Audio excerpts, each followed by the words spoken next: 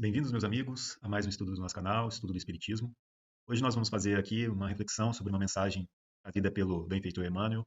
Essa mensagem se chama Tua Mensagem, está no capítulo 2 do livro Estude Vida, Estude e Viva, né, da coleção Estudando a Codificação. Esse texto, Tua Mensagem, traz grandes reflexões para a gente e me faz também pensar em uma passagem, né, que talvez seja uma das mais marcantes, assim, aquelas que mais chamam a atenção para mim, no caso, que está contida no Evangelho, que é a multiplicação dos pães. Né? A gente pode tirar da multiplicação dos pães, né, daquele cenário, diversas lições para o nosso aprendizado. Muitas. Né?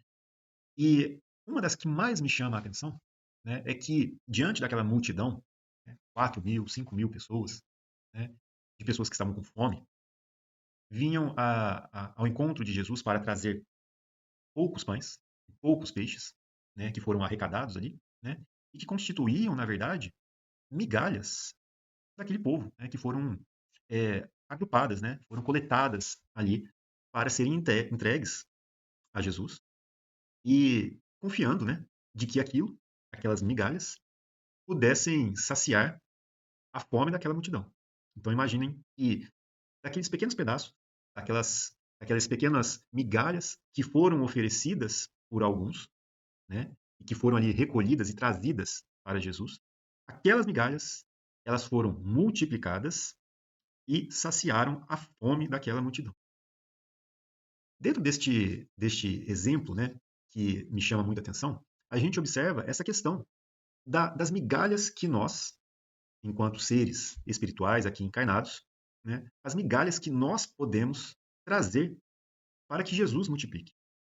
Né? Porque quando a gente pensa sobre aquilo que nos rodeia, a quantidade de situações que nós vemos no nosso mundo, que faz parte da nossa sociedade, que faz parte do nosso meio, que faz o que caracteriza, né, que forma as características morais da nossa humanidade terrestre, e mostra aquilo que nós somos também, aquilo que nós apresentamos dentro de nós, as nossas qualidades, mas também as nossas inúmeras mazelas.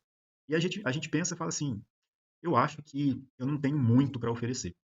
Eu acho que, por mais que eu entenda o convite que muitas vezes nós recebemos, né, e que nos chama à prática da caridade, que nos chama ao amor ao próximo, que nos convida a fazer algo ou trazer algo de bom para alguém, eu vejo que a minha migalha é tão pequena, ou seja, aquilo que eu posso oferecer é tão pequeno, que eu não me sinto encorajado a gastar um pouco da minha energia para fazer, né, algo de bom. Então, dentro desse quadro da multiplicação dos pães, nós somos aqueles que fazemos parte da multidão faminta e que temos ali migalhas a serem oferecidas e nós entregamos, né, confiando que aquilo ali, mesmo pequeno, possa ser multiplicado, né, por Jesus para alimentar aquela multidão. Só que existe um detalhe, porque quando a gente entrega aquela migalha, né, nesse contexto da, da multiplicação dos pães, a gente não sabe o que Jesus vai fazer com ela. Né?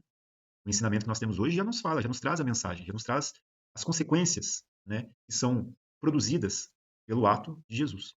Então, as nossas migalhas hoje são todas as nossas pequenas ações, são todas os nossos pequenos exemplos, os nossos pequenos pensamentos e em favor daquele que está ao nosso redor, né, aquele que está ao nosso redor que observa aquilo que nós estamos doando, é isso que vai ser multiplicado.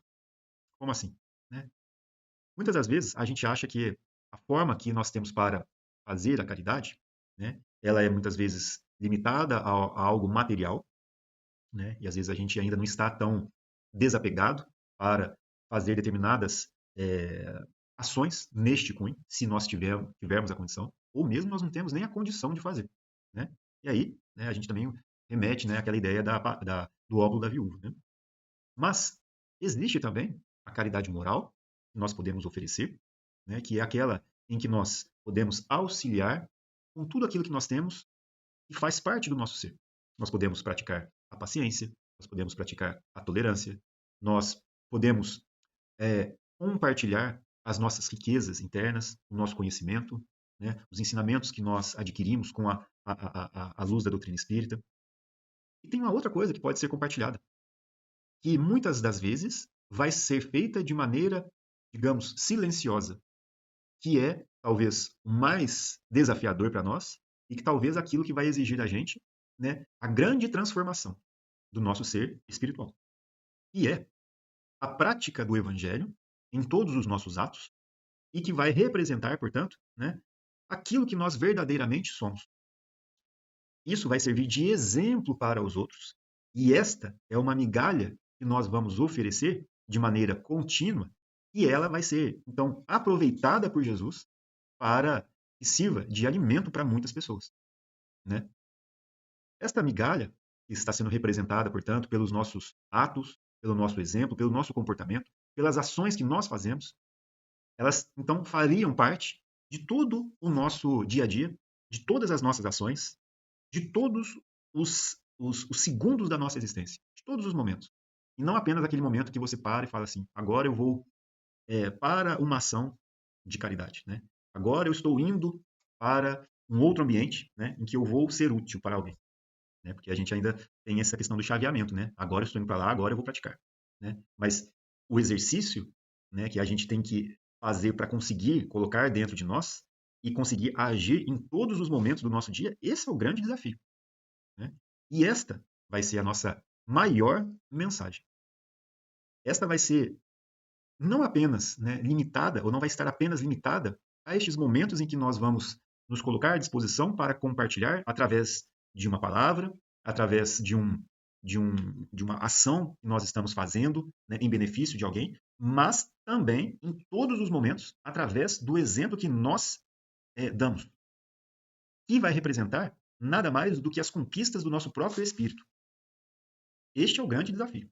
Esse é o grande desafio, né? Nós temos que avaliar, né, nos esforçar para conseguir colocar isso como bagagem do nosso espírito.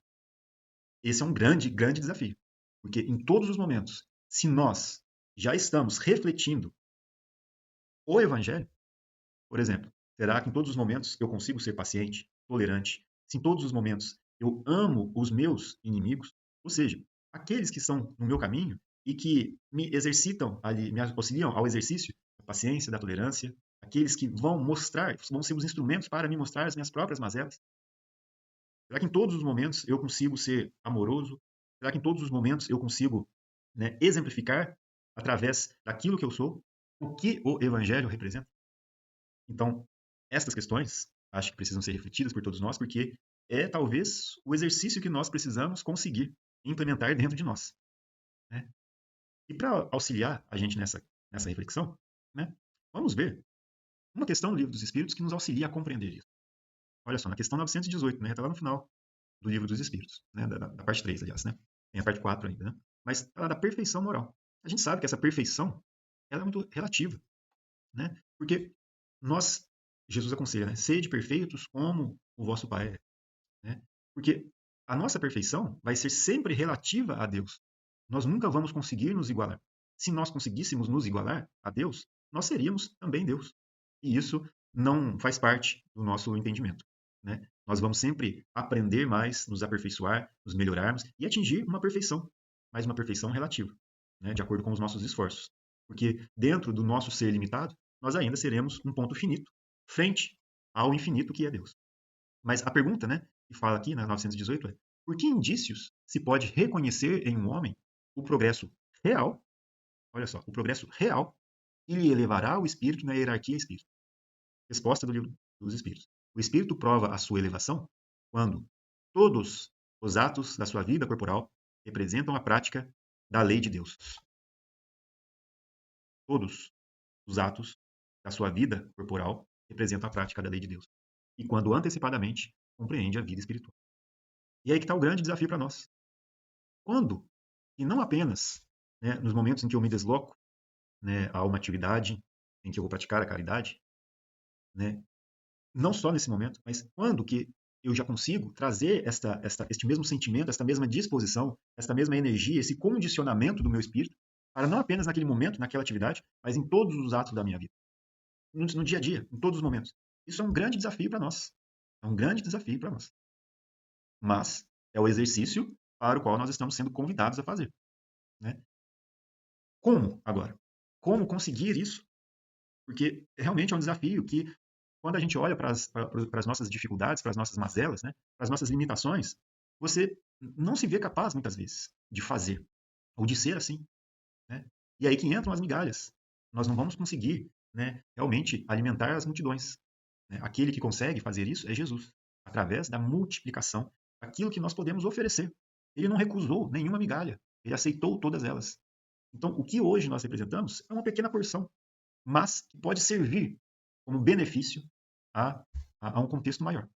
Né? E é esta migalha, este ato de nos doarmos, que vai permitir que a gente se transforme também e que posteriormente a gente receba, né, a quantidade que vai alimentar a nós mesmos. Mas voltando de uma maneira um pouco mais prática para a gente, né, como que eu posso fazer com que todos os atos da minha vida representem a prática de Deus? Como? Então, vamos ver o que Kardec traz para a gente. Né? Verdadeiramente, o homem de bem é o que pratica a lei de justiça, amor e caridade, a sua maior pureza. Se interrogar a própria consciência sobre os atos que praticou, perguntará se não transgrediu essa lei, se não fez o mal, se fez todo o bem que podia, se ninguém tem motivos para dele se queixar, enfim, se fez aos outros o que desejara que lhe fizesse.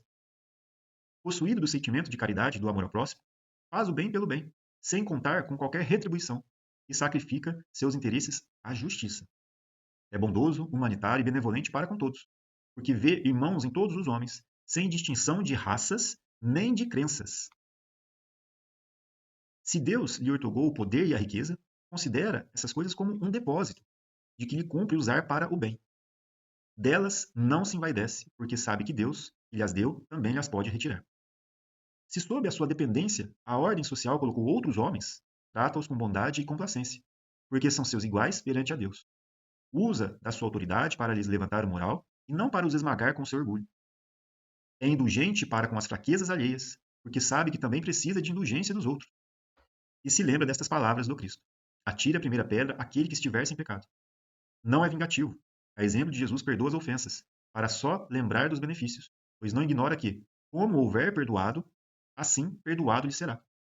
Respeita, enfim, em seus semelhantes, todos os direitos que as leis da natureza lhe concedem, como quer que os mesmos direitos lhe sejam respeitados.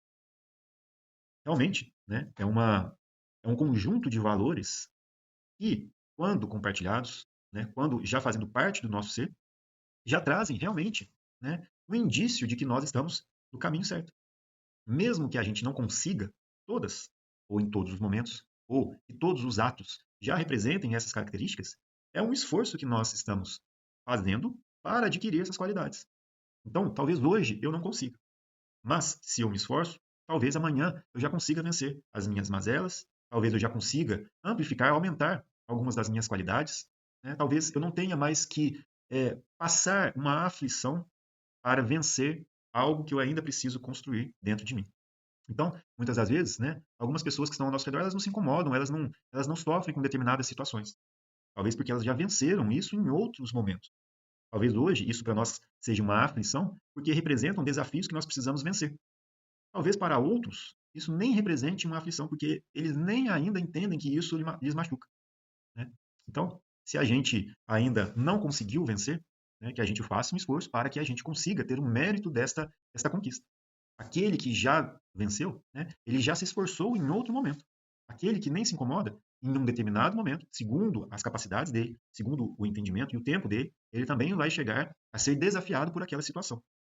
Né? Então, a gente recebe aquilo que nós precisamos, aquilo que é o necessário para o nosso adiantamento, segundo as nossas capacidades. Né? Tudo dentro daquilo que a gente pode dar conta. Senão, a gente não conseguiria. Então, as coisas vêm de acordo com as nossas possibilidades também. Né? Então, é interessante pensar nisso. Apesar do livro trazer o Evangelho segundo o Espiritismo, capítulo 5, né, o item 24, esse capítulo 5 é Bem-aventurados os aflitos, né, esta resposta, ela está muito ligada ao capítulo número 17 do Evangelho segundo o Espiritismo, Sede Perfeitos. Né? Eu deixo aqui uma sugestão de leitura, né, que é este texto aqui, O Homem de Bem. Ele é um texto muito bonito e representa todos os valores que nós precisamos desenvolver em nós, né, para que a gente traga esses valores como características do nosso ser, né, que são conquistas. Eles não são valores que são dados sem o mérito da conquista.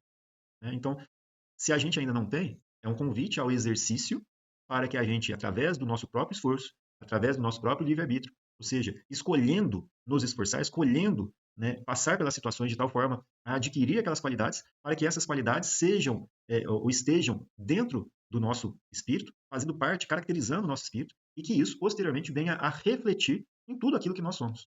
Né? Esse é um texto muito bonito, né, que Kardec termina assim, olha: não ficam assim enumeradas todas as qualidades que distinguem o homem de bem, ou que caracterizam o homem de bem. Mas aquele que se esforce por possuir as que acabamos de mencionar, no caminho se acha e a todas as demais conduz.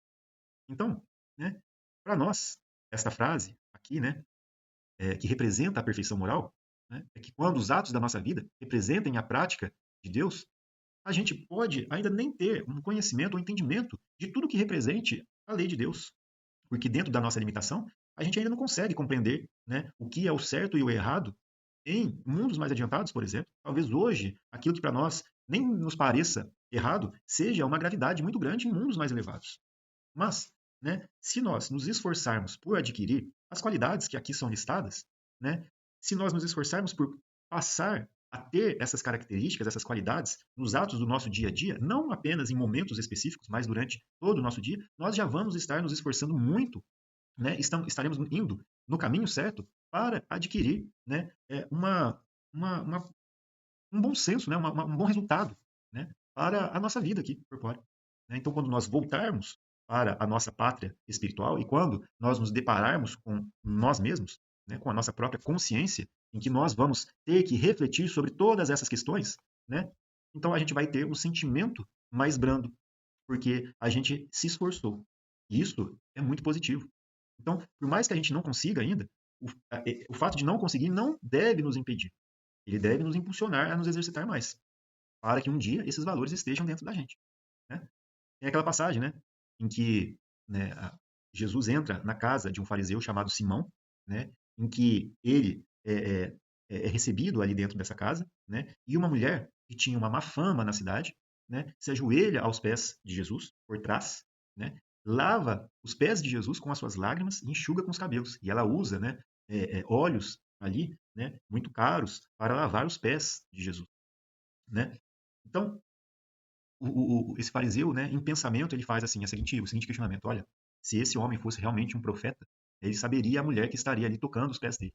Né? E Jesus, conhecendo, né, a todos nós e querendo nos deixar um ensinamento, né, que nós não podemos apagar, ele fala assim: olha, desde que eu cheguei na sua casa, esta mulher não parou de beijar os meus pés, ela me deu, né, a sua atenção, ela me cobriu com olhos, né, ela lavou os meus pés. E a mensagem que ele deixa, posteriormente, é que ela, né, tendo feito esses atos, demonstrou ter amado muito. Aqueles atos que ela fez para Jesus, mesmo com todo o seu passado, demonstrou todo o amor que ela tinha para dar e o amor que ela queria colocar, né, que era parte do seu espírito, colocar em favor de Jesus. E Jesus fala que ela teria sido perdoada, né, por muito ter amado. Apesar dos detalhes, né, que eu acho que fica é, muito interessante da gente ler essa passagem depois, está no Evangelho de Lucas, mas eu não me lembro exatamente qual o capítulo. Mas a mensagem que Jesus quer trazer ali é que nós ainda temos uma bagagem espiritual para trás com muitos erros, né? Se não nessa vida, em outras vidas. Né? Nós estamos aqui no mundo de provas e expiações, somos espíritos ainda muito imperfeitos e precisamos ainda passar por provações e expiações para o resgate de faltas do passado. E ele quer trazer através dessa mensagem e não é só através do sofrimento que nós vamos resgatar essas falhas, né, como uma lei de causa e efeito implacável. O que ele quis dizer através dessa mensagem é que o amor cobre uma multidão de pecados. Quer dizer, se nós nos esforçarmos para colocar esse amor em todos os atos da nossa vida, nós nos esforçarmos para fazer ao outro aquilo que nós gostaríamos que o outro fizesse por nós, e já representa para nós um desafio muito grande, né? Nós, se conseguirmos, vamos ter podido sanar uma quantidade de dívidas enormes que nós temos para trás. Né? O amor cobre uma multidão de pecados. Então, através do amor, a prática do bem, né? do amor ao próximo, né? Que é traduzido em ações, em pensamentos, em atos, e pelo nosso exemplo, isso vai trazer para nós, né, uma paz e uma felicidade muito grande. Bom, para que a gente possa então terminar esse estudo de hoje, né, um estudo mais reflexivo, né, vamos ler a mensagem de Emmanuel que nos auxiliou aqui nessas reflexões de hoje. Tua mensagem. Tua mensagem não se constitui apenas do discurso ou do título de cerimônia com que te apresentas no plano convencional. É a essência de tuas próprias ações, a exteriorizar-se de ti, alcançando os outros. Sem que percebas, quando te diriges aos companheiros para simples opiniões, em torno de sucessos triviais do cotidiano, estás colocando o teu modo de ser no que dizes. Ao traçares ligeira frase, num bilhete aparentemente sem importância, derramas o conteúdo moral de teu coração naquilo que escreves. Articulando referência determinada, posto que breve, apontas o rumo de tuas inclinações. Em adquirindo isso ou aquilo, entremostras o próprio senso de escolha. Elegendo distrações, patenteias por elas os interesses que te regem a vida íntima. Reflete na mensagem que expedes diariamente na direção da comunidade. As tuas ideias e comentários, atos e diretrizes voam de ti ao encontro do próximo, à feição de sementes que são transportadas para longe das árvores que as produzem. Cultivemos amor e justiça, compreensão e bondade no campo do espírito. Guarda a certeza de que tudo quanto sintas e penses, fales e realizes, é substância real de tua mensagem às criaturas, e é claramente pelo que fazes às criaturas que a lei de causa e efeito, na terra ou em outros mundos, te responde em zelando por ti. Né? Então, muito bonita a mensagem de Emmanuel. Né? E por mais que a gente acredite, né, que nós não temos, né, muito a contribuir, veja que a mensagem que Emmanuel nos traz é que o nosso exemplo, né, mesmo que a gente não perceba, que é trazido ou que é materializado em todos os nossos atos, nos nossos exemplos, nos nossos pensamentos, nas nossas ações, na forma como nós lidamos com os outros, isso tudo é, é uma oferenda que nós fazemos e que Jesus multiplica. Porque, como nós estávamos falando, né, ele, através desses exemplos, ele vai alimentar uma multidão. Porque os nossos exemplos, ou seja, aquilo que nós exterioramos de nós, vai alcançar os outros. E isso alcançando os outros também vai servir para eles como incentivos para a prática do bem, como incentivo à transformação, como incentivo à renovação. Né? Então, é muito importante que a gente reflita para que nós possamos conseguir, né, enraizar estes hábitos que exigem de nós, neste momento, talvez, né, muita disciplina, mas que essa disciplina se transforme nos nossos hábitos que vão, então, estar, né, impregnados em todos os atos da nossa vida, em que nós, um dia, conseguiremos, então, praticar a lei de Deus, né, em todos eles. Então, meus amigos, hoje foi um estudo mais rápido, né, mais de reflexão, talvez com pensamentos que cada um de nós vai ter uma visão um pouco diferente, talvez vá refletir de uma maneira um pouco diferente, mas espero que também tenha trazido, né, pelo menos algum ingrediente para que a gente possa incluir no nosso pensamento e que, mais importante ainda, é que a gente consiga, dentro deste nosso contexto diário, nos esforçar para que aquilo que nós construímos dentro de nós seja, portanto, né, o resultado de um progresso, né, espiritual e real que nós, então, adquirimos enquanto espíritos que estamos marchando, né, que estamos progredindo, que estamos crescendo e aproveitando, portanto, a nossa encarnação, né, que é o meio pelo qual nós podemos hoje evoluir ainda mais, né, através dessa prática das leis de Deus em todos os atos da nossa vida. Mas muito obrigado pelo estudo de hoje, né? Que Deus abençoe a todos, que Jesus abençoe a todos e até um próximo estudo.